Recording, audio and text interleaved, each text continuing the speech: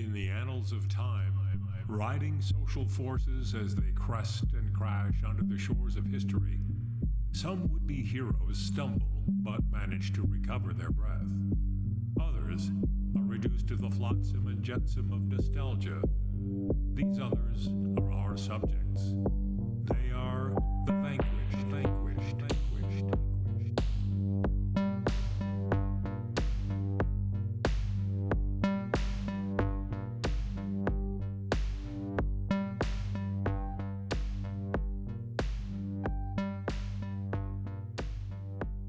Welcome to The Vanquished. Anders J. Lee here with my co-host, Freddie G. So happy to be here.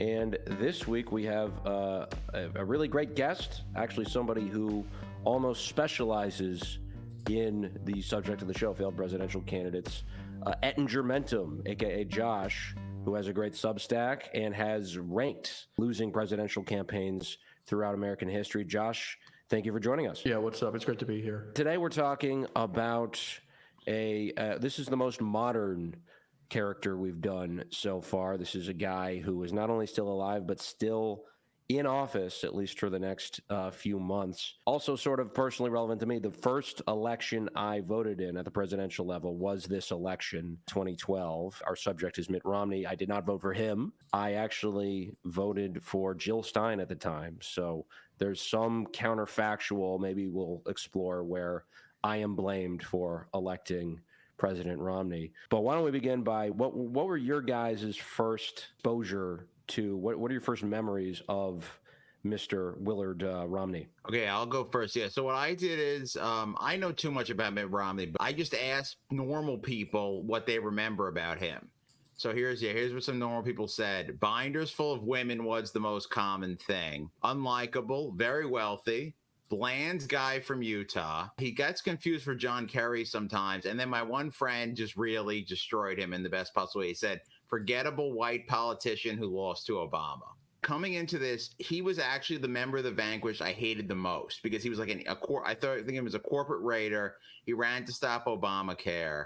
I hated him, and now reading more about him, I at least understand him a lot better, having researched him during the past week. Yeah, he's very evocative. What's your, because you're a little younger than us, Josh, what's your first memory of Mitt? Well, I was like, I'm still like it was like school when I was pretty young when this election happened. So the main thing was I grew up like in one of those areas that like used to be very Republican, but hated like Trump and was like, became pretty Democratic by the time I moved out. I remember I was like the only person who, because my parents are liberals, I was the only person in my whole like entire like class, like in school, who liked Obama back then, and everybody else liked Romney. And all I knew about why I shouldn't like him was the dog on the roof story. And I told that to everybody, and it instantly converted them every time. I mean, I was also a youth. I was still in school when he ran the first time in 2008. I was in high school, and I remember that was like one of the first elections I followed really closely. And you could tell back then he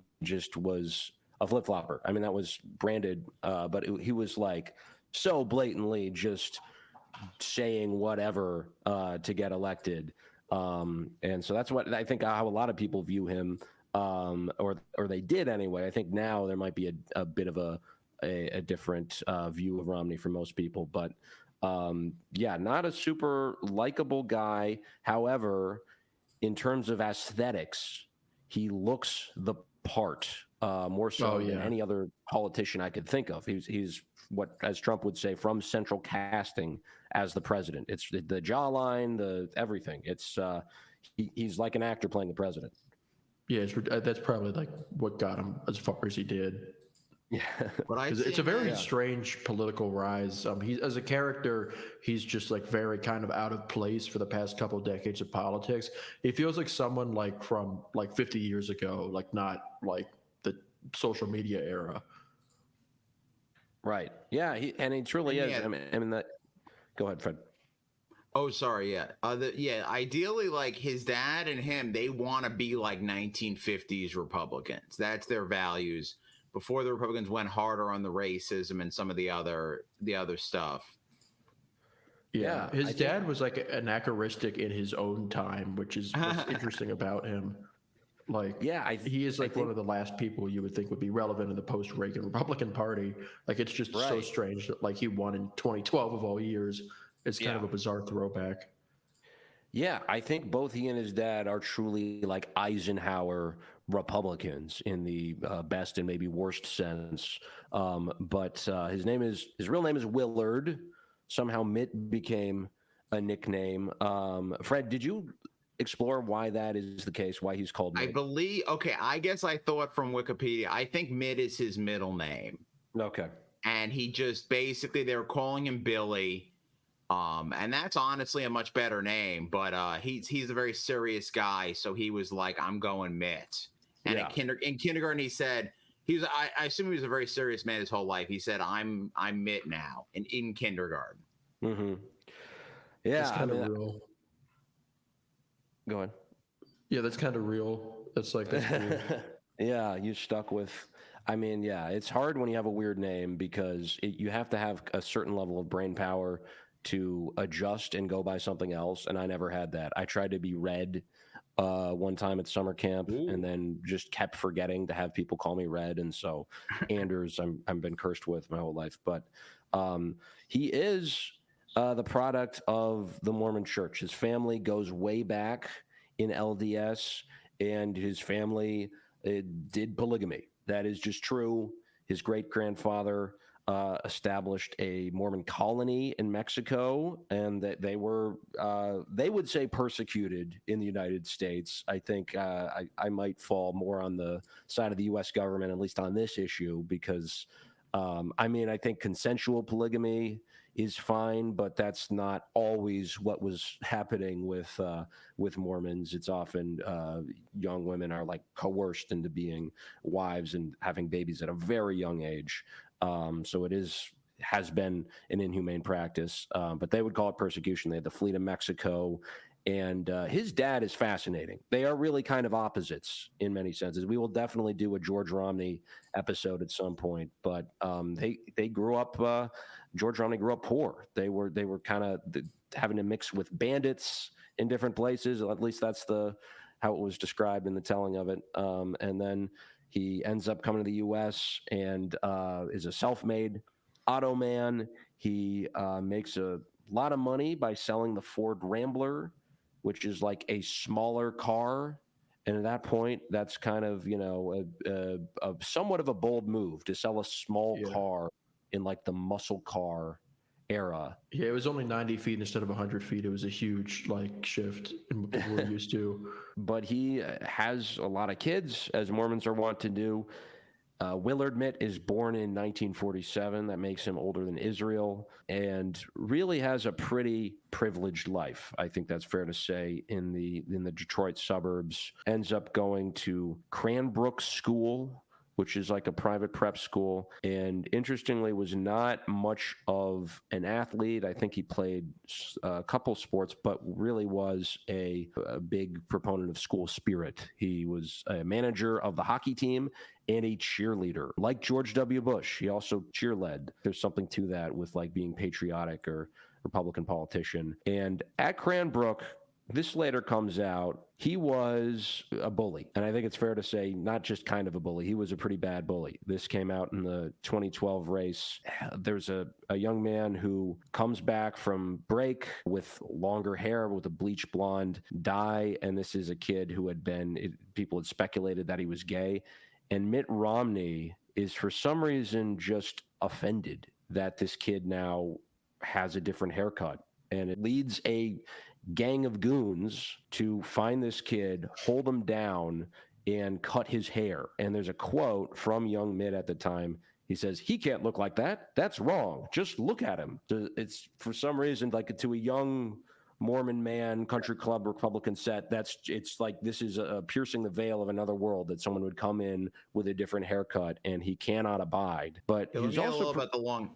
A long hair, yeah. The long hair in the '60s was a big deal. Yeah, if a guy grew his hair, my dad grew his hair real long in the '60s. He was a hippie. He was pretty much the opposite of Mitt Romney. He would say if you had long hair and you saw someone with long hair, you knew like you guys could be buddies. Like it meant that you were a hippie. You're probably against the Vietnam War or whatever kind of American policy. So it was a little bit more of a political statement for a white guy to have long hair, and it was just too upsetting to young Mitt. Yeah, that's going to come up. The culture war in the '60s is a big part of his political formation. But he's also just a mean-spirited little jerk. He once guided a nearly blind teacher into a closed door on purpose.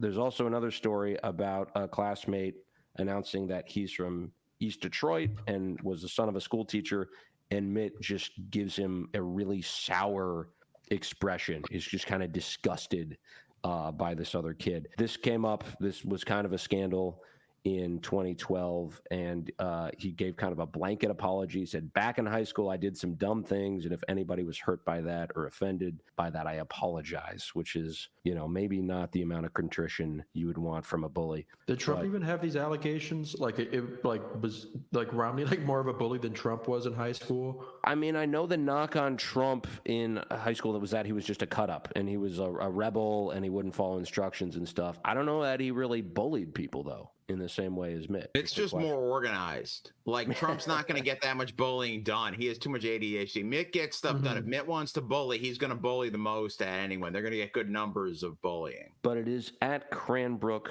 where Mitt also meets a young woman named Ann Davies. And it's an instant sort of attraction there. But as you pointed out, Fred, in a way in this relationship, at least the early stages, she was kind of the alpha. Oh, she's the alpha the whole time. Ann's in charge. Like in 2012, the family votes if he should run, and it's 9-2 against, but Ann voted yes. Ann is the woman behind the man. He puts Ann on a pedestal. Also, like when you see Ann kind of on TV, Ann comes off even less likable than him. Like she has a very mean, waspy vibe. I know she did convert to Mormonism, but I feel like she comes from waspy stock. Right. And she dates. They both date a little bit, but their coupledom becomes their relationship becomes kind of legendary around Cranbrook. They're called Mittan as kind of the benefer. Oh, sorry. Yeah. So I made that up. I just think that's funny that they have like a really lame name. Like it's Mitten. Like there's like a Mitten nowhere. Like that's their slogan code. Yeah. I was the one who, I would like to go back in time and get everyone at Cranbrook to call them that, but that is a Freddie G invention. All right. Yeah. That's disappointing. Like they had like a fan fiction nickname. Oh, I'm going to write it. Oh God, that would be disturbing because you don't know what that guy's into. Because he's such a repressed person in so many ways. Like their bedroom stuff must be off the wall. Yeah. Mitt Romney AO3. Can't wait. But yeah, she is a consummate equestrian, and this begins when she's a young woman and continues after she's diagnosed with MS. And apparently, there's something with horses and people with MS. It helps with that. But they continue to be in a relationship even after he goes off to Mormon mission. She is younger, by the way. She was a sophomore. He was a senior. He proposes at the senior prom, and then he has to go, and this is while thousands and thousands of young men in America are being shipped to Vietnam to fight a really brutal war. He goes it's kind of by lottery in a sense, but he serves the church in going to France, which is no Vietnam. I mean that's kind of the problem of the Vietnam War was no Vietnam. So he's hanging out there at Mormon mission, and I think this is a very formative experience for him and for a lot of Mormons, and I think it's a big part of why Mormons are so successful within American capitalism, because you learn to convince people of things, and you have to face a lot of rejection. You go door to door, you knock on people's doors, and most people don't want to talk to Mormons, so you have to be very thick-skinned and then learn how to convince people of stuff. Let me talk. You got something, Josh? Oh, No, that's just an interesting point. I hadn't like really thought about it that way because his dad was like very, very successful. Right. Like, That's also a big. His father looms very large, and we should also mention too. In the '60s, he is intimately involved in his father's political campaigns when he runs for governor in Michigan. And as you noted earlier, George Romney is already anachronistic in the '60s Republican Party because he's talking about civil rights in the '60s, and it really seems like he means it because he doesn't necessarily have a strong political rationale to embrace civil rights, but he does.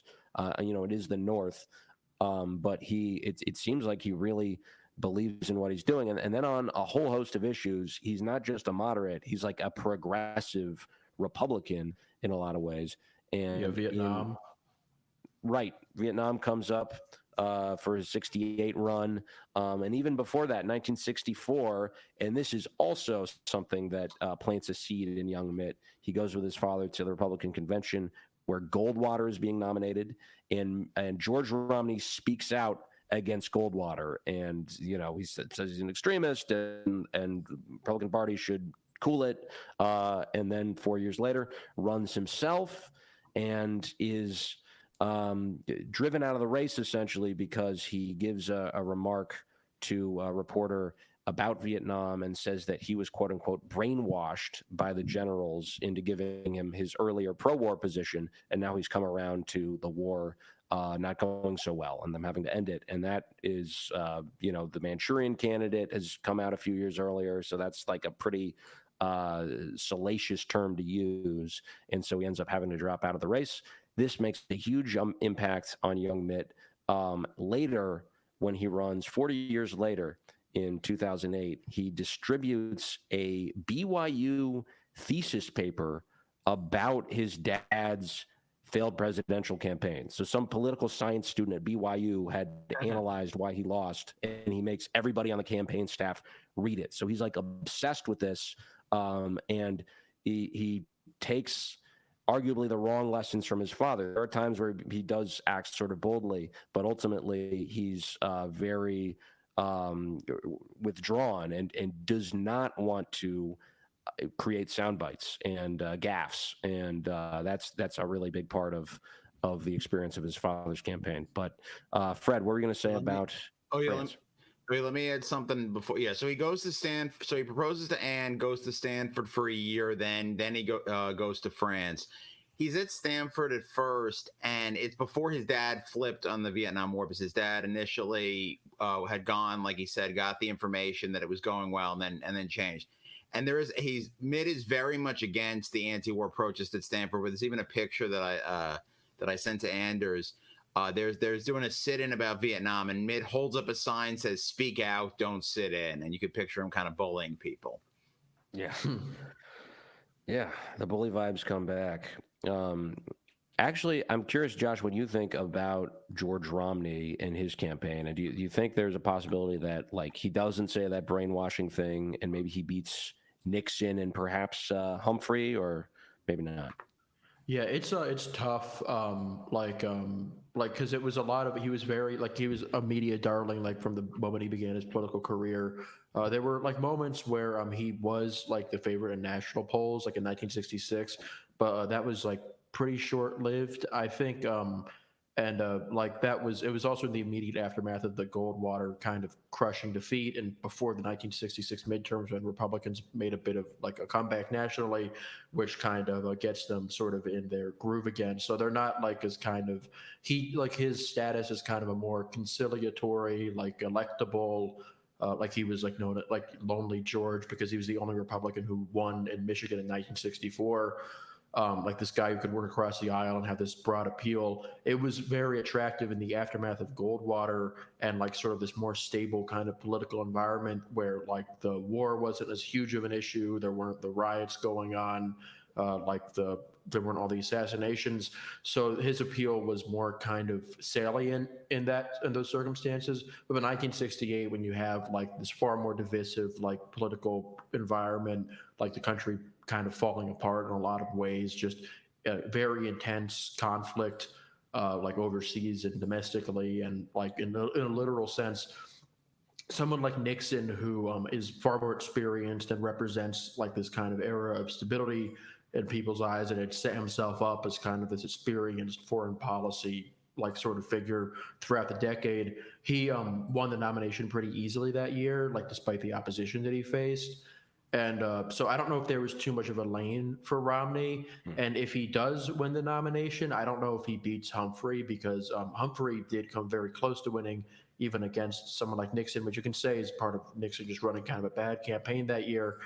But there was a lot of kind of structural strength for liberals like that still existed in 1968. And I don't know if Romney, who was never like exactly like he could have appealed to everybody all at once, but he also had the capacity to alienate everybody all at once. I don't think that it's very easy to imagine just with the Mormonism stuff alone that he loses the very narrow slice of voters who like got Nixon over the line. Or at the same time, he could have been more kind of like specific on stuff like Vietnam, and he could have won by 10 points. But I would probably kind of like just err on the side of him probably losing that year. If there was an election in 1966, he would have done really well. But the circumstances of 1968 were just a very awkward fit for him. Right. I could see him losing because Nixon does a dirty trick where he kind of sabotages a peace deal that Johnson was doing with Vietnam, and I don't think George Romney would do that. And that deal, sabotaging that deal may have killed millions of people. So I think George Romney's a better man, but that might have cost him in the election. Can I go to Kissinger also just probably Kissinger also probably just doesn't do that for Romney if he's not running on extending the war. Yeah. But yeah, go ahead. Let me get to it. Okay, so he goes on the mission in France. He's been in Stanford for a year. He lands in France. I believe he's in Versailles, and it's not like Louis XIV's Versailles. It's a Versailles that's been bombed in World War II. They're French. He's in a poor area. They're across the street from a brothel. And these people love wine. Mormonism's no wine. He's basically there trying to go door to door to talk people into giving up wine, which is basically impossible. A lot of people at the door say, "You're American, get out of Vietnam." And it's a real tough uphill battle. There's even weird stuff like all the guys are together. They don't let each other be alone. So like they have no way, like no sexual outlets. So they have to like channel their sexual energy into just converting people. They call it transmutation. It's a pretty weird setup. They're doing like the game, but instead of getting laid, you're just making people Mormon. There's a really important experience there too. He is in a car with the wife of the president of the French mission, a Mormon luminary, and they have a car accident. She dies. And then after that, the president is totally distraught, and Mitt takes the opportunity to take over the Mormon mission. I mean, to him, this is like, this is God telling him he has to do this. This is the opposite of Chappaquiddick. Okay, in Chappaquiddick, it's Ted Kennedy's fault. In this one, they go out of their way to say Mitt was going under the speed limit, and the other guy's going like 75 and just like rams into him. So this accident, Mitt was driving, but this is not Mitt's fault. Important to point out, yeah. But this is kind of one of his early leadership roles, and he winds up running this mission. He does things like reduces the garlic count in the food that's being made. I guess that was like a health thing or something, but he doesn't like garlic. Mormon food is too spicy for this guy. He's like, I don't like garlic, reduce it. When the guy does come back, they increase it again because Mitt made the food taste bad. And they're like, we're suffering, we have no outlets sexually or drugs. We need at least some damn garlic in our food. Right. But he winds up in France converting 10 to 20 people, which does not sound like a lot if you are doing this every day for a very long period of time. But then again, this is France in the late 60s. So like people are, he'll knock on doors and people will say, America should get out of Vietnam. And he's like, that's very nice. Let me talk to you about Mormonism. So it's a very tough place to do it, even though it is, France. But he does events at this mission. There's a night called American Night, themed event for French people to come to and learn about the U.S. and Mormonism. And meanwhile, there's another conversion happening in the United States. Young Anne is being converted to Mormonism. She spends more time hanging out with the Romney family than Mitt does at this point, and they are, she's becomes sort of inculcated with the Romneys and goes to BYU. They can talk on the phone, but there's limited contact, and eventually he comes back and finds out that she was doing some light courtship at BYU, but eventually he comes back and they very quickly decide to get married. And the rest is history. They have not, I don't think there's an affair in his background. I doubt she's cheated either. It does seem like true love, but again, it's just very weird. There must be some tantric stuff going on because they are super disciplined about the things they ingest in their body. They can't drink. They can't do drugs. They can't have caffeine. And I remember this being one little campaign tidbit. Ann Romney telling a reporter that Mitt loves drinking caffeine-free, I think it was Dr. Pepper or something like that, which, doesn't sound very appealing. But Dr. Pepper just became the number 2 soda. I am now really, and this is not based on anything, but go ahead, Josh. Yeah, he's ahead of his time. Yeah. I am now realizing he fits the exact perfect profile of a guy who goes to a dominatrix secretly. There's no evidence of this, but he business guy, a leader in business, but kind of a sub in his relationships. Yeah, he fits that profile perfectly. There's no evidence of it, but but that's just because he's very pious. Yeah, I feel like that's a little too on the nose. I think he's clear. I think he's clean. And we'll get to this, but I think his sort of that sort of animal instinct that comes out with sexuality and other things really with him is in taking over companies in these emergency situations and laying people off. I think he gets some sort of psychic satisfaction out of destroying people's lives economically. He enjoys that more than anything in the world. Yeah, truly. This guy doesn't even eat entire muffins. He only uses the muffin tops, which is just, I guess better than the muffin bottom, but you're missing out, Mitt. He goes to Harvard, gets a JD, studies law, and an MBA.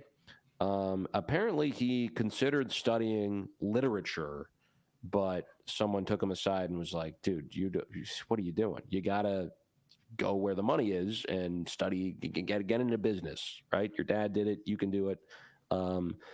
Do that instead. And a JD MBA was kind of new then. It's a really elite program. It's still a very hard program. I actually have a friend who did it. You basically, in 4 years, you go to both law school and business school, and it's I didn't realize they were combined. That's crazy. Yeah, it's wow. And this is at Harvard. This is when it's new. Like, this is a very achievement motivated thing, and I mean, it is the perfect thing for Mitt Romney to have done.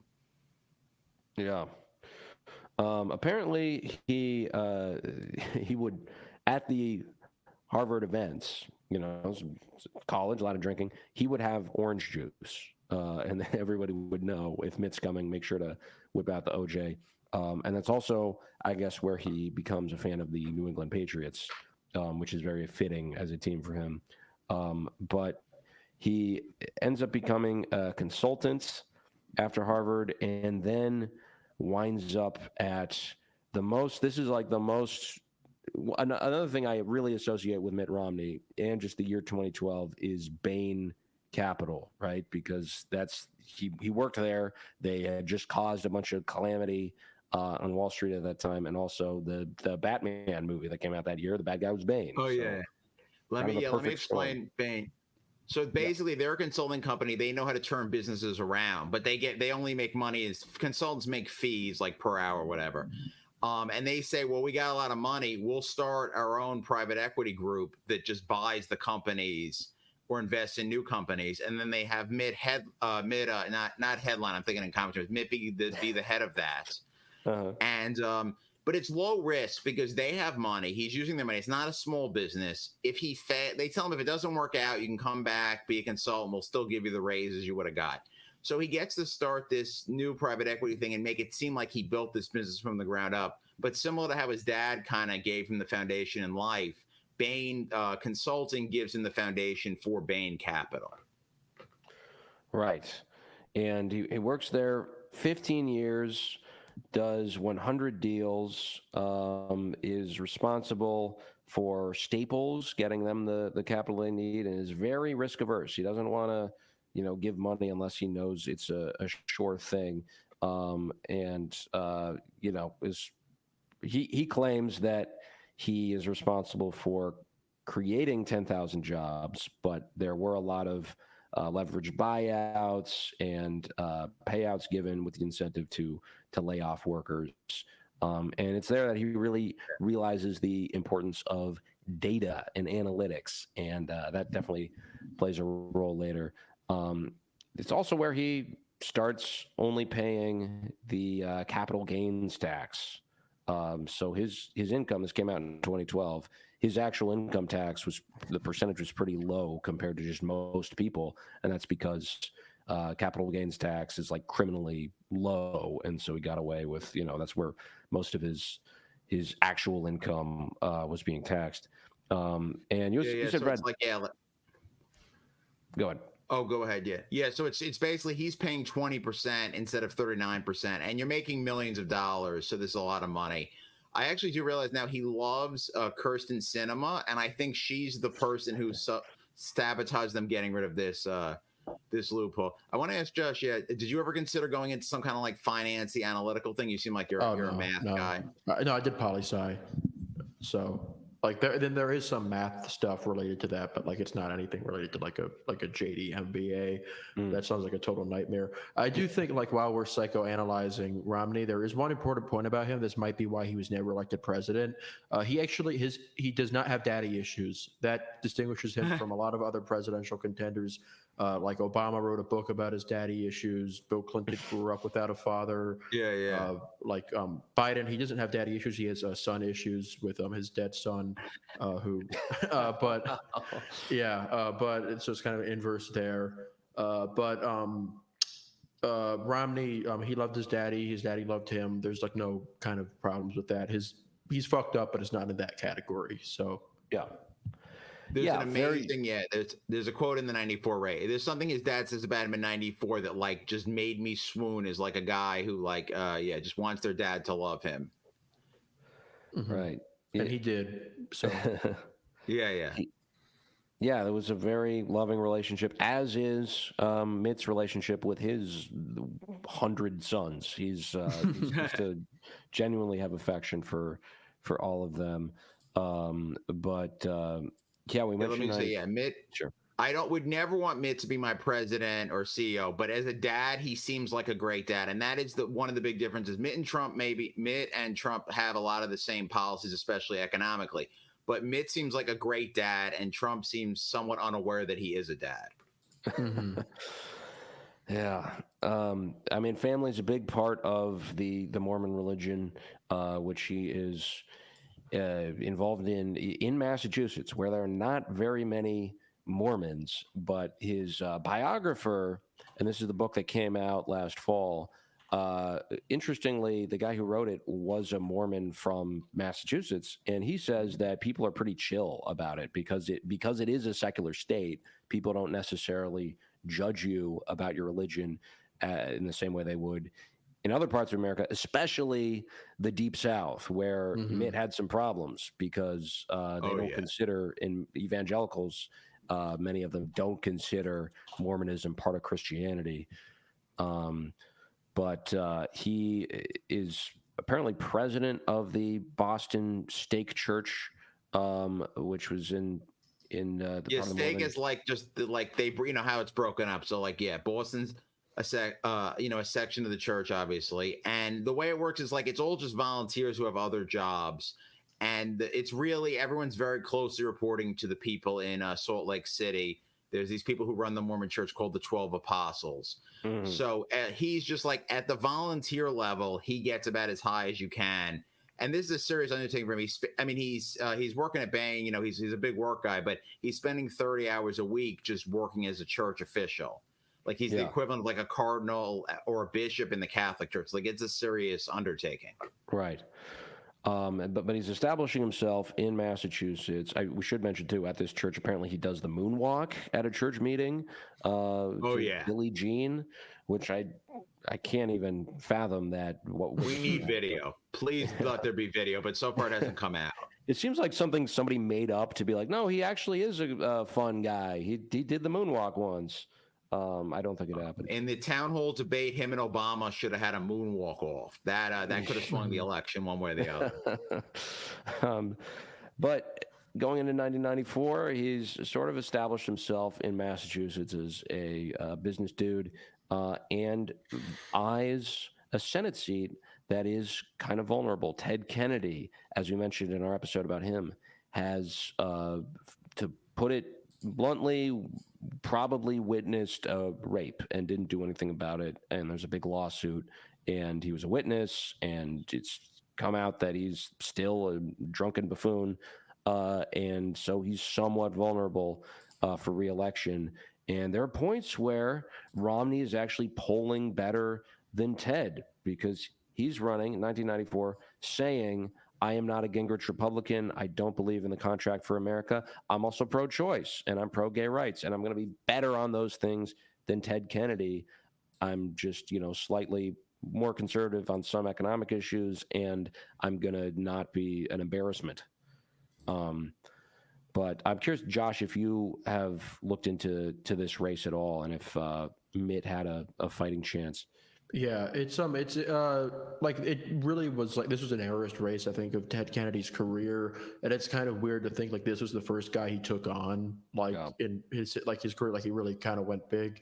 But it was 1994. It was like the really strong year for Republicans. Like if there was any kind of time they could have won that seat, that would have been the time. But he was like facing like political royalty for as many scandals as Kennedy had at the time. He was still just like this iconic figure with so much to really draw on in terms of like emotionally and like politically and otherwise. I think like he did very respectable against him. Like I think it was like within 15 points that year. There was like a debate that he ended up losing. It was like the first time that like somebody brought up his history at Bain, which would end up being a big kind of liability for him in these kinds of like northern like electorates, like especially during deindustrialization. Like he got caricatured very easily. So especially during hard economic times, like very much like kind of in the wrong place at the wrong time. Similarly to his dad, I think, like none of the years where he runs, besides maybe like 2002, are like really kind of set up for him to have much of an appeal. But I think if he ran in 2016, he would have done very well. Or really? 2004, he would have done pretty well. Yeah, just like he's not the type of guy who does well during times of like economic recession, right? Which the economy wasn't doing all that great in like 1994. Yeah, I mean, imagine him getting elected in 94, and then 2000, maybe he runs against Gore. And I thought he could have done a lot better than Bush, probably. Yeah, Way to make that election even less fun. Oh, sorry. Yeah, yeah. If it was Romney instead of Bush, that would have, like SNL would have just like killed themselves. Yeah, it was. But even though the Romney Obama, like neither one of them is goofy, and like it's tough. It's not a very fun race. Mm-hmm. But in 94, Ted is able. He gets his Irish up and really goes at him for being multiple choice on abortion. Ends up being a good line. There's another quote. He says, now he's for family leave. Now he's for health care reform. If we give him 2 more weeks, he may even vote for me since I'm for all of those things. I mean, Mitt has now admitted he was lying, but at this point, he's pro-choice. He says he's for abortion. Later, when he runs for governor, he says, oh, well, I actually don't fit in either binary. I'm non-binary on abortion. He has this like really weaselly sort of explanation about how he's personally against it, but basically the same thing Democrats say in large part, that they're personally opposed to it. But yeah, go ahead. So yeah, basically Romney, he's very Mormon. The Mormon Church is not into all this stuff. Even as a Mormon bishop or whatever, bishop or president, he talks about he tries to talk some women out of abortions. But he does have this thing early in his career where he's like, that's for people in my religion. Everybody else, I'm not going to have the laws to follow my religion. And he has this kind of nice hands-off thing with social issues like abortion and gay marriage. But then at some point in the early 2000s, he's like, well, I want to be the Republican nominee. So he eventually reverses himself and becomes terrible on all those issues. Yeah, it kind of shows a lack of political foresight that obviously you kind of do those things to kind of win a race in Massachusetts. I mean, a race that probably wasn't really winnable. It was against Ted Kennedy of all people in Massachusetts. I mean, it could be whatever year. That's just not going to be, and whatever scandals, it's just never going to be a great seat. Going all in on that, on positions, you're going to reverse down the line because you want to be the Republican nominee eventually. That's clearly was his goal. Unless his idea was, the Republican Party will become liberal, or I could just safely switch my positions 180 and not have any issue. It's I don't really know what the game plan is here. Just kind of a lack of long-term thinking that's kind of strange for someone at his level. It seems like he I think he gets this from his father, is that he really tries to go bold. He tries to go big, take on people who no one thinks he can beat, in places where no one thinks he can win, in Massachusetts. And it really works once in 2002. But he doesn't inherit the actually, bucking with healthcare, which we'll get to. I guess he does kind of buck the Republican establishment a little bit, but for the most part, he's a conservative. I will say in 2002 is the only election he wins. He as governor of Massachusetts, and he's actually not going into that strong of an opponent because it's the governor. The governor I believe is O'Brien, and she just was a lieutenant governor who got promoted. She's the challenger. There's a Republican incumbent because of a weird set of circumstances involving Bill Weld. He steps down, then another Republican steps down, and Massachusetts has a Republican governor in 2002 who decides not to run, and then Mitt gets recruited, and his opponent is Shannon O'Brien. Yeah, this is a totally different world from the Ted Kennedy race. State level Republicans in Massachusetts do far, far better and far more competitive than at the federal level in the state. Bill Weld wins in the 90s and is incredibly popular. His successor wins. There's an Republican incumbent during that year. That's just the nature of politics in that area where they elect fiscally conservative Republicans to balance out the Democratic state legislators. And that is where his kind of moderate, very kind of more economically focused politics does have a real appeal that is not in a Senate race where that makes the most sense. So it is he does kind of get the idea eventually, but the kind of, I guess maybe challenging Kennedy got his name on the map there. But if you're trying to start off as kind of a center right moderate and then converting to being more of a conservative like he did later down the line, that kind of ramp isn't the worst way to do it. But starting it off by just trying to go all out as a liberal, trying to get a very liberal Senate seat in a federal race, it's just kind of just strange. I mean, obviously it ended up working out and he got the nomination, I guess, but it's you didn't have to do this. Yeah, just go to Utah, which he ended up doing. Yeah. Go somewhere else. It's bizarre. And he also sets a record in Massachusetts, spends $6 million of his own money. He buys some ads of him doing working class jobs. He herds cows, hauls garbage, and everybody in Massachusetts thinks he looks like an idiot. It's just embarrassing. And so this hurts him, but then he's able to turn it around by tying his opponent, Shannon O'Brien, to Enron. Her husband has some connection to Enron, and that's kind of what gets him to win. But also he go ahead. Sorry. And Enron happened in 2002. Enron was a big deal in 2002. But yeah, he's doing these ads with these white collar things. And O'Brien says Massachusetts doesn't need a governor who thinks getting in touch with working people is a costume party. which is perfect. And it's not easy to tie Mitt Romney to parties because that is not his thing. But she finds a way to do that. Him and Right. Ann also do an ad about how perfect their marriage is, and they look like Ken and Barbie. And it might have worked in like the Midwest, but in Mass they're like super cynical, and they're like, "This seems fake. We don't like this." Yeah. Mhm. And she also tries to repeat the multiple choice line, but Mitt is ready, and he takes offense to it, calls her unbecoming, which some people argue is a little sexist, but that seems to kind of work. And That's the most foul language he uses. yeah, I mean, I could kind of understand it because Massachusetts is a very Catholic state, and abortion is there are people who are Catholic who feel non-binary when it comes to abortion. So maybe he got some credit there. But he wins. He buys the seat again. Only election he's ever won, and he buys it. He also kind of buys the Republican nomination 10 years later. But he tries to be a bipartisan governor. He raises fees, including for driver's licenses and gun licenses. That nets him some revenue. But the big issue that comes back to bite him, but that he really tries to take on is healthcare, and which is a Democratic issue, right? There's some Republican versions of healthcare reform that he kind of is trying to implement, but it is the product of a compromise. He goes to the home of the Democratic state Senate majority leader, knocks on his door on a Sunday morning, and says, "I want to work with you to pass health care."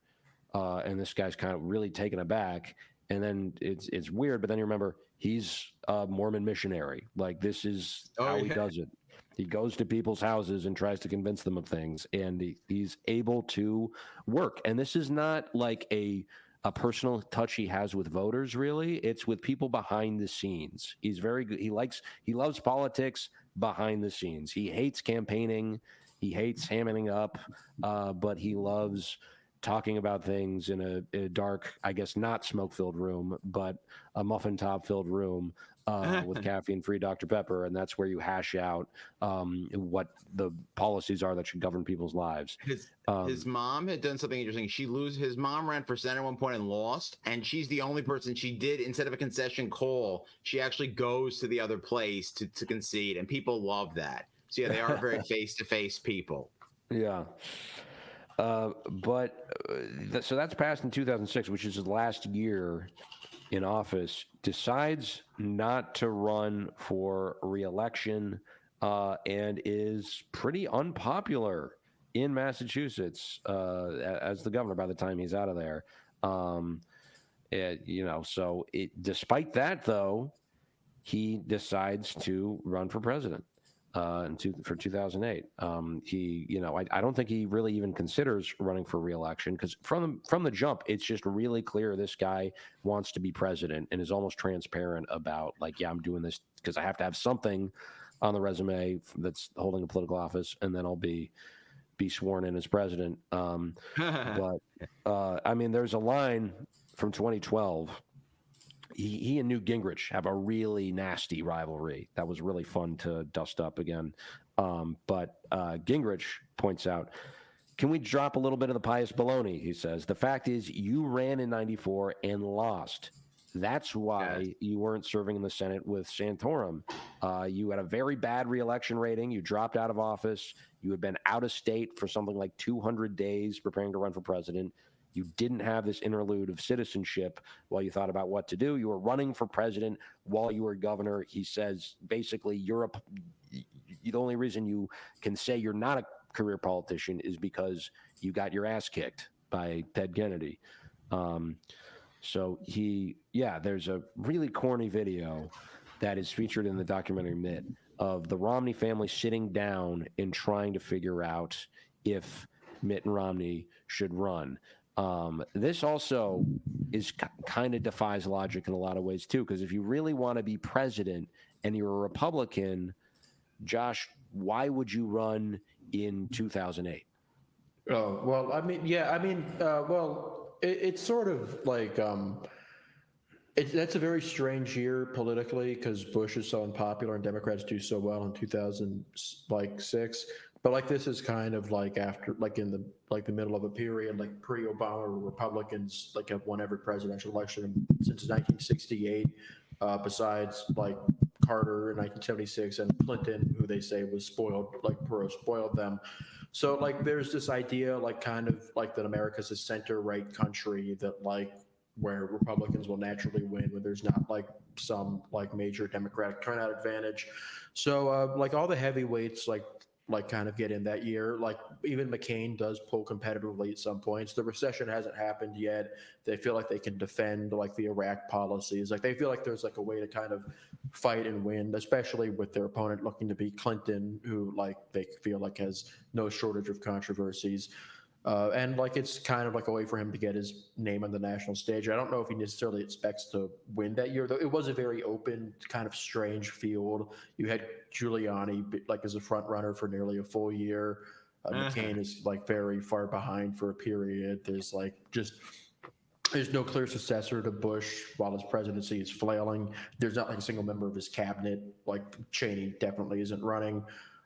So like I mean it looks like anybody can kind of secure this mantle of leadership. I don't know if you guys like have touched on it in preparation, but one big thing about Romney that is kind of overlooked like in his career is that he was very, very hardline on immigration. That was one of like his big things that he was always like kind of consistent on, and he like that was part of like the reason why he was kind of trusted by the base, like to the extent that he was. So like his success in 2008 in kind of a very ironic way that I don't people have really keyed in on is like given like this was a time of like the like Bush's attempts with like immigration reform bills like with McCain who like co-sponsored those. Him being as successful as he was he's kind of a precursor to Trump of all people like 8 years after that, like given, which is strange to think about, how given how different they are and how like much like Romney has kind of been this oppositional figure to him. Right. Because, McCain is a moderate on immigration. When he's pressed on it, he'll say, look, there were Latinos who died in Vietnam, and that's why we should have like a humane-ish immigration policy. Bush tried and failed to pass it, so Romney seizes on this, and maybe it is genuine. Well, let me talk a little bit about 08. Sorry. Yeah, and I do think, we'll talk about the self-deportation and stuff in the 2012. But yeah, I think Mitt thought he could win in 08. And Mitt was hot, okay? We didn't talk about this, but he'd retired from Bain, made $300 million. He saves, or at least is credited with saving, the Utah Olympics in 2002. And then Mitt Romney gets named one of the 50 most beautiful people of the year by People magazine, becomes governor of Massachusetts, passes the first healthcare bill, like close to universal healthcare bill in any state ever. He is just on top of the world. And yeah, he's running, and he based on the doc and kind of the stuff they said, he definitely thought he could win or at least win the nomination. But it doesn't work out. But he definitely thought he could win in 08. Well, maybe if it was Hillary, could he have won? I mean, she probably. No, I don't think so. He was a terrible fit for that year. Like he would have just been hit as a banker. Clinton would have come in with all the nostalgia. She would have probably beaten him by more than Obama beat McCain. If it was Obama against him, he would have won by double digits, I think. It wouldn't have been very nice. It would have been bad. Right. That's a good point. But yeah, he really he is able at some point to carve out the conservative lane and be kind of the McCain opposition. He was back then accused of being a flip-flopper. There's a debate where Obama has just won the Iowa caucus, and Romney is pretty blatantly trying to take and sap Obama's messaging for his own campaign. And he's saying, Washington is broken. I am the candidate of change. And in a debate, McCain is like, if there's one thing we can agree on, it's that you are the candidate of change. You're just changing your positions left and right. Yeah, they call him the flipping. They call him the flipping Mormon. And when he says it in the doc, I thought he meant like effing, but no, flipping just means he flip flops. So yeah, the conservative lane has one problem, and that's the conservative lane. You're in Iowa. You need to win the Iowa caucus, and it's the voters are mostly evangelical, and he's Mormon, which is weird to them. And he's running against Mike Huckabee, who is an evangelical, and beats him in Iowa, and that kind of puts him on the defensive for the rest of the campaign. Yeah. Yeah, I mean, and he's confronted before he runs or when he's just announced by someone in Iowa who asks him about the 3 M's. What are you going to do about the 3 M's? You're Mormon from Massachusetts and a multimillionaire. And Mitt Romney's response is basically to just dismiss all three. And gets really like offended and like walks out of the meeting because how could you bring that up? But like these are pretty straightforwardly salacious issues that Republicans are gonna talk about. Yeah, he does okay in the Iowa caucus, and he 5 days later is New Hampshire, and McCain wins, and the rest of the campaign, Romney's kind of playing catch up. He tries to win Florida. Doesn't work, and then after Super Tuesday drops out and endorses McCain. So there's a quote from Ann Romney that sometimes she wanted to come out of her seat and clock somebody, but you just learn to take a deep breath. They are really shaken by this personally, but I think this is frankly a privilege thing because they're just not used to, and that's when Romney's temper comes up, is when kind of he has to deal with the kind of attitude most people get all day, every day from, just being in the world. And if you're like really rich, people are really nice to you. And if you're not, if all of a sudden you're not treated that way anymore, it's like jarring. And that's when you see him really reacting adversely and getting mad with people. Yeah, he can be a little whiny, Mitt. Yeah. And before that New Hampshire debate, he complains the rules are too loose. It's going to be a scrum, which I assume is like when he used a word like scrum, those are like the worst words he uses. He doesn't curse, so even the scrum, it's like him calling like full anarchy. Yeah. He doesn't like that. Oh yeah, and there is one good line that McCain has in the debate, which is his campaign is in a nosedive, and McCain's like, and I know nosedives because of what happened to him in Vietnam. Oh man, that's not exactly to his credit, but there you go. Yeah, he writes. So Romney writes an op-ed in 2008 while the financial crisis is in full flight that let Detroit go bankrupt. He says, and that kind of winds up biting him in the rear a few years later. But he is trying to be, position himself already for 2012. He's already thinking about it. He, after the election, writes a book called No Apology about how great the U.S. is, and is also in and I remember when this happened, it was really funny. This is in the interregnum between the campaigns. He gets in a physical altercation with a member of LMFAO.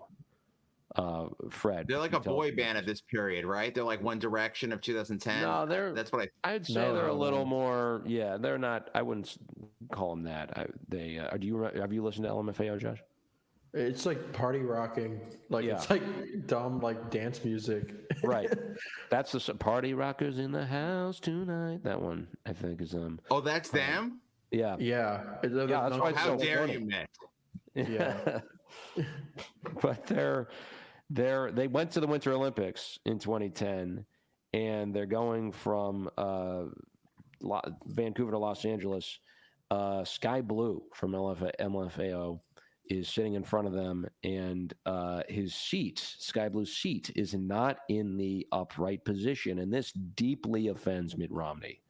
And he tells him to move it up. I assume they're in first class, but still, I guess when the plane is landing, you're supposed to put it upright. And Romney says that Sky Blue gets physically violent, but that he himself did not retaliate, although according to Sky Blue, Romney gave him a Vulcan grip, and it went from there.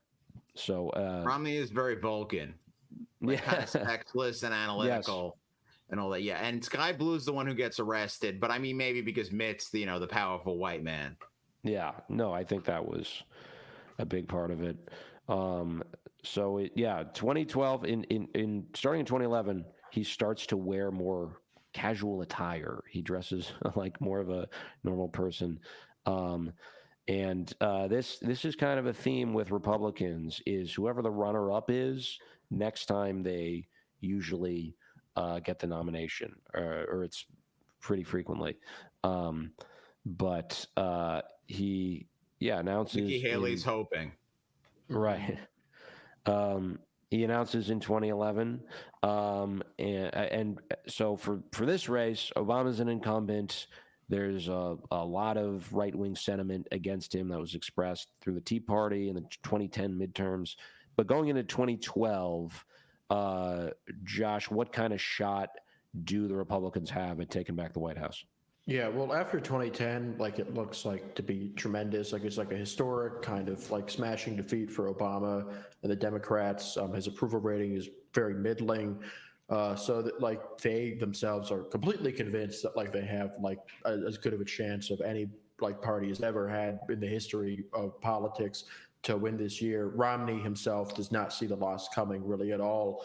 I mean, he's sort of like, there's like this excerpt from the book, like, I don't know if you guys have seen it, where after the 47% comment, like he just is like totally just self-flagellating, like just has an inner mental breakdown, contemplates dropping out of the race. But outside of that, the party, like as a whole, thinks that like this is an excellent opportunity for them. Everybody tries running that year. Newt Gingrich tries running. Like everybody sees it as their shot. They don't respect Obama. They see him as a very weak incumbent.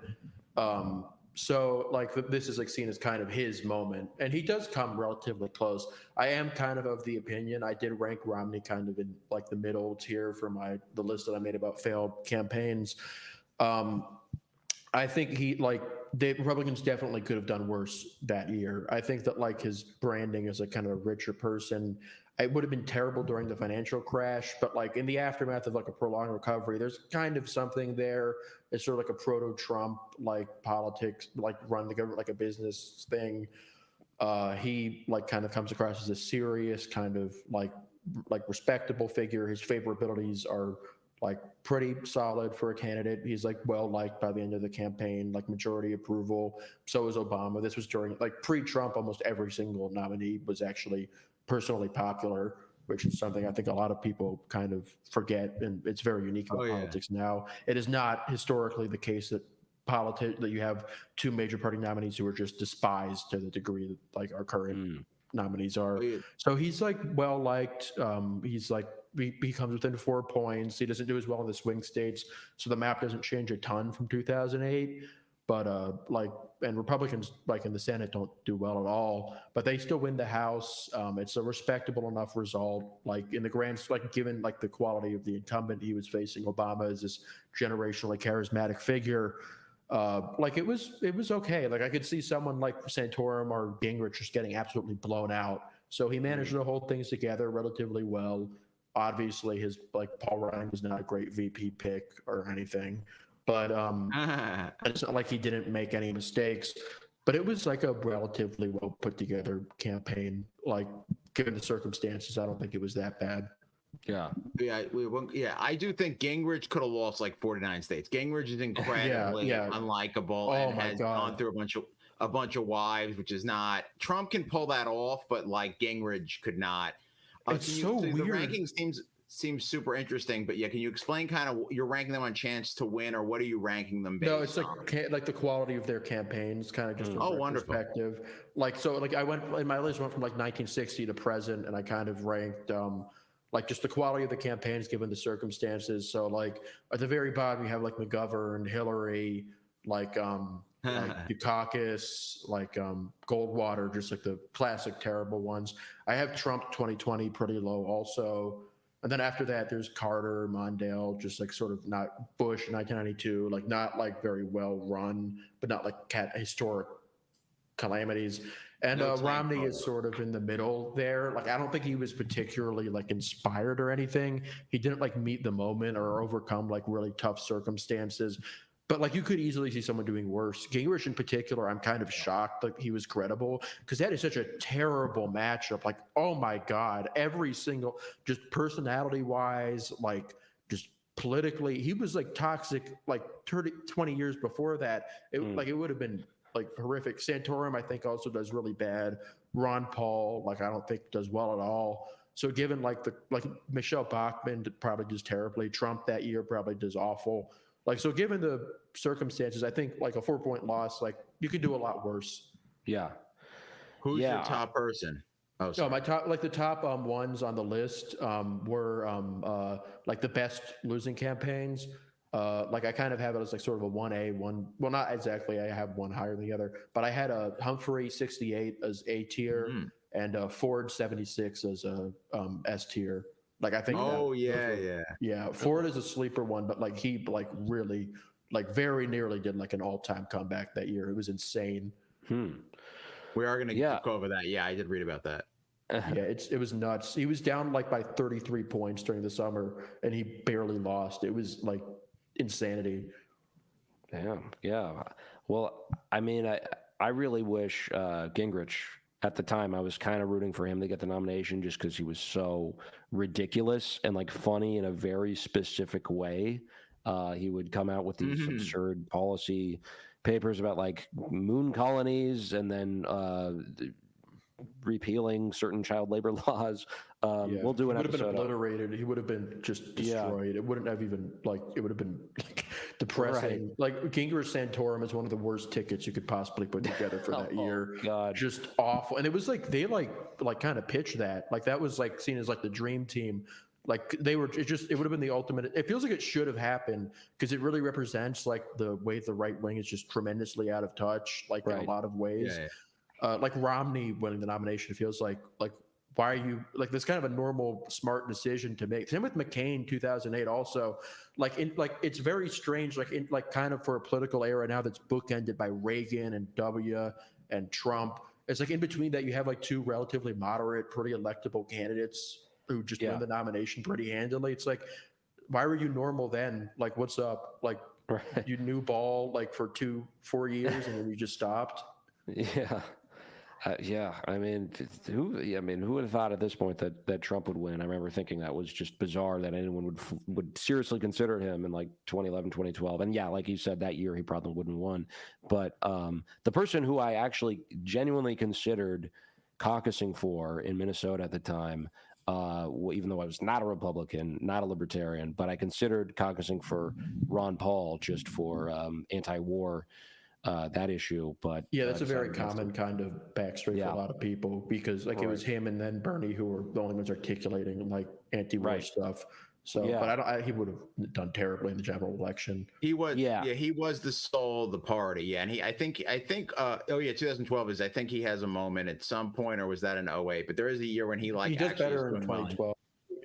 I forgot. Because a lot of people have moments in this because the base and the conservative media do not want Romney to win, but he's such a big favorite. They keep trying to find these other people. Yep. And they just basically, each one of them fails in a stupider way than the one before. Right. Including like Herman Cain and Rick Perry. These are all great candidates for the Vanquished. Yeah. So I actually have a theory that I remember some people speculating about this at the time, that Ron Paul and Mitt Romney had a secret alliance. Because if you watch some of these debates, Ron Paul doesn't criticize Mitt Romney. He goes after everybody but Mitt. And there was like a moment where Ann invites Ron to stay at their home in because they got a gazillion houses and they're traveling, and she's like, don't stay in a hotel, stay at her home. And I think Ron Paul's like, no, but thank you. And he really likes him because Ron Paul is a libertarian, like an Austrian economics dude, but he's a doctor. So he's not an actual capitalist, really. So he like worships people like Mitt Romney. He thinks he's like a demigod. The fact that he's kind of consistent there. Yeah. I think in libertarianism, you're allowed to criticize the government, but you're not allowed to criticize anyone with over $100 million. I think that goes against the libertarian First Amendment. Yeah, that's true. Yeah, Even I think yeah. Good. Yeah, go it ahead, kind of Anders. makes sorry. Oh no, you can go ahead, Judge. I'm sorry. No, we could just cut that. Sorry, it's a little weird. But yeah, I think for Paul, that makes a lot of sense that he kind of backed off in criticizing Romney because that wasn't his lane. Like you said, there was always kind of moments like for flashes for like kind of the more right-wing candidate. And for Ron Paul to win, he would have had to become that guy for a moment. Mm-hmm. And I don't think he ever really manages that. He never has like a moment where he's second place or leading in the polls. He's always like weirdly kind of viable, like given his reputation, like after the fact. Like he was polling like mid like teens, like it wasn't like he had some of his weird like supporters like do some delegate like chicanery to get him to technically win states at the convention. So he's not like a total joke like a Dennis Kucinich or something, but like he's not really seriously contending either. Yeah, he is the guy. Like his supporters would like show up to stuff in the cold. I think it gets mentioned in some in one of the videos I watch. He has a very committed base of people who probably read Ayn Rand or something like that. Right. And I know Brian's also not an Ayn Rand guy. Ayn Rand. Yeah. But yeah, I mean, he defends Romney at some point and says like, oh, you can't criticize him for layoffs and stuff because what he's doing was creative destruction, which is a line that comes up throughout this race. But I know, Josh, you have to get going in a sec. But as we're looking at this 2012 race, Obama Romney. I remember calling Obamney was if in my sort of circles, I guess that was a popular phrase. Obamacare, people called it. Yeah. Yeah, because that was his healthcare plan. But there was an Adbusters cover that had them kind of like their faces made into one, and the Coke Pepsi election it was called.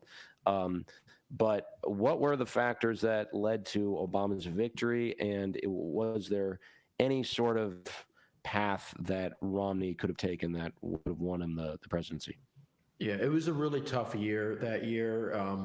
Like there were moments where Romney like genuinely did contend. Like after the first debate, which like always seemed like a little like kind of, I think the expectations for Obama were just a little too high for that.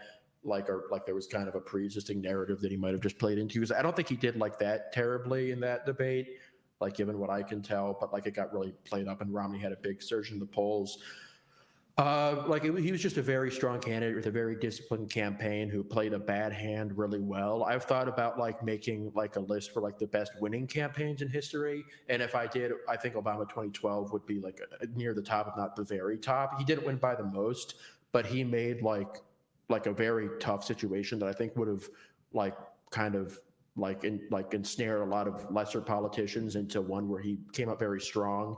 He was able to typecast Romney very like effectively. He benefited from Romney sort of coming out of the primary very late and not being able to focus like that much and having a lot of his funds spent. And he just was able to spend the early summer sort of defining his opponent before he could define himself.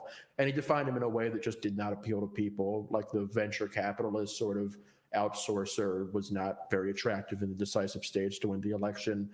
Neither was kind of his rightward pivot on social issues and the more swingy states that were like had big suburbs that had like Colorado or Virginia, where Romney would have hoped to kind of win off of being more moderate. So Romney definitely does do a lot of stuff well. He's really the first Republican to see huge swings like in his favor in like the upper South. Before 2012, states like West Virginia were, if not, they were Republican leaning, but they were sort of like within 10, 15 points. Romney wins it by like 35. Like a lot of this is a reaction to sort of Obama being president, but but that could have easily backfired in a way. And he's able to kind of thread the needle between this very racist, like kind of nativist backlash to Obama and the kind of excesses of the right that sort of represents, while also coming across as a respectable kind of likable politician. Because, I mean, he was cast as unlikable and he wasn't very charismatic, but he did have a positive favorability rating at the end of the campaign, which is more than Hillary or Trump or Biden now can say. So like it was seen by a lot of voters as a choice between two options that they genuinely kind of liked. Like they didn't think Romney was a terrible guy or anything. But it was like, like the conservative movement was just like really full of itself then. They didn't really have a good grasp on what people enjoyed. He was pushing forward with like this kind of Reagan era economic policy that really just was not hitting in the aftermath of the recession. So structurally, I don't think that like the party was well set up against someone like Obama, who was just like very adept at like what he was doing. I think like if he just kind of like just avoiding the obvious gaffes and like having a more kind of clearer understanding of like what people wanted, what the election was about, and less being kind of like typecasting himself as like a more traditional Republican in the sense that that wasn't very appealing to people. He probably might have been able to close the gap and win, but like it's really hard to like say like because there's so many ways he could have done way worse that it's hard to be too harsh about it. Mm-hmm. Yeah, it's interesting because, I remember at the time, it was the day after the election, it was like, wow, it's a new era. Republican Party is dead at the presidential level. They're never going to win again. And, demographics have changed. But I didn't realize this until today, Obama in that race was actually the first incumbent president to get a smaller popular vote total for re-election than he did for his initial election. So I think, there's some seeds kind of discontent laid for Trump. Of course, Trump didn't win the popular vote either. But last question, I'll let you go. This is what we always like to ask. Counterfactual, Mitt Romney becomes president. What kind of presidency would that have been like, and what would the world have been like with that going a different way? He nukes Syria, then Bernie wins in 2016, and then we have Medicare for all, and everybody's happy. So Obama ruined everything. And then he also nukes Russia, and we all die. Oh, yeah. As we'll cover, he was ready. Russia, yeah, he was ahead of his time on being anti-Putin. But Josh, Ettingermentum, thank you so much for joining us. Where can people find you and your work? Just Ettingermentum.news. I'm also on Twitter under @Ettingermentum. But yeah, this is fun. This is a fun new podcast. I'll make sure to share it once it comes out. Thank you for tuning in to this episode of The Vanquished. If you want the full thing, because there is more, please go to patreon.com/The Vanquished, where you can get the rest of this episode as well as our full episode catalog. You can support our work as well as annoy us in the comments.